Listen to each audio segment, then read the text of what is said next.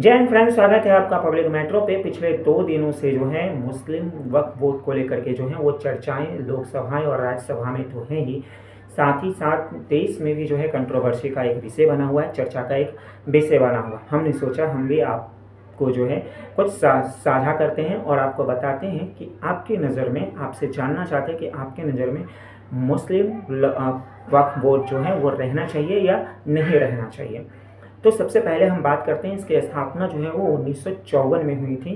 यानी 1954 में मुस्लिम वक्फ बोर्ड की एक स्थापना की गई और 1995 में जो है इसे असीमित अधिकार दिए गए। असीमित अधिकार का मतलब था जैसे किसी ऐसे व्यक्ति जिसका कोई नहीं हो संपत्ति, अगर वो डेथ हो गए तो वो जो है ऑटोमेटिक जो है आप कीजिएगा मुस्लिम वक्फ बोर्ड को चला जाएगा।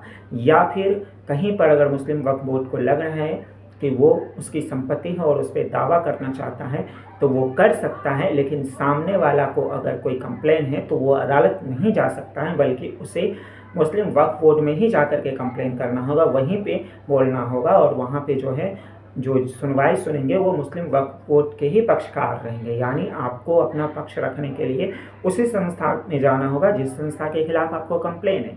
इस तरीके के अधिकार जो है मुस्लिम वक्फ बोर्ड को दिए जा चुके थे। अब कितनी संपत्ति है मुस्लिम वक्फ बोर्ड के पास, तो एक आंकड़े के मुताबिक और सरकार के आंकड़े के मुताबिक जो है वो मुस्लिम वक्फ बोर्ड की जो संपत्ति है वो भारतीय सेना और रेलवे के बोर्ड के बाद जो है सबसे ज़्यादा संपत्ति जो है वो मुस्लिम वक्फ बोर्ड के बाद से। यानी जो सबसे बड़े अगर अमीर संस्था कहा जाए तो तीसरे नंबर की भारत की सबसे अमीर संस्था जो है वो मुस्लिम वक्फ बोर्ड है। अब हो सकता है उनको विदेशी फंड में मिलता हो, लेकिन सरकार की नज़र में यह है कि अवैध ज़मीनों को कब्जा करके जो है उन्होंने इस तरीके से ये बनाया है, जो उन्हें 1995 में ये असीमित अधिकार मिले थे। और इसी अधिकार को ख़त्म करने के लिए ना केवल इनको बल्कि कई मुस्लिम लोग भी चाह रहे थे। इसलिए जब बिल पास हुआ तो कुछ मुस्लिम लोग मिठाई भी बांट रहे थे।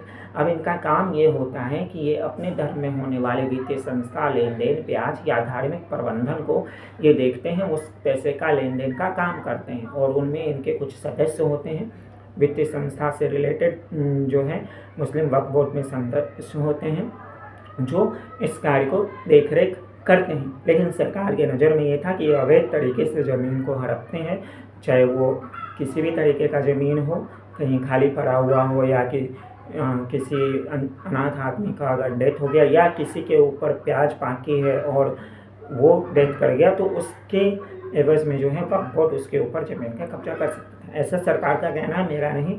और इसलिए उन्हें लगता था कि ये जो ज़मीन के कब्जा करने वाली बात है ये कहीं ना कहीं सरकार की नज़र में गलत थी और वो चाहती थी कि एक ऐसी संस्था जो ना पूर्ण रूप से धार्मिक संस्था है ना कोई समाज सेवी संस्था है। ऐसा सरकार का कहना है कि ये कोई धार्मिक संस्था और सामाजिक संस्था है नहीं जिसके ऊपर बिल लाने से किसी को कोई दिक्कत होना चाहिए। और इसी वजह से जो है सरकार ने सीधे सीधे साफ शब्दों में कहा कि इस बिल को वक्फ बोर्ड द्वारा अवैध ज़मीनों पे कब्जा किए जाने को रोकने के लिए इसको लाया गया। बाकी पूरी तरीके से ख़त्म करने के बारे में वो नहीं सोच रहे। इसके ऊपर लोकसभा और राज्यसभा में हंगामा भी हुआ।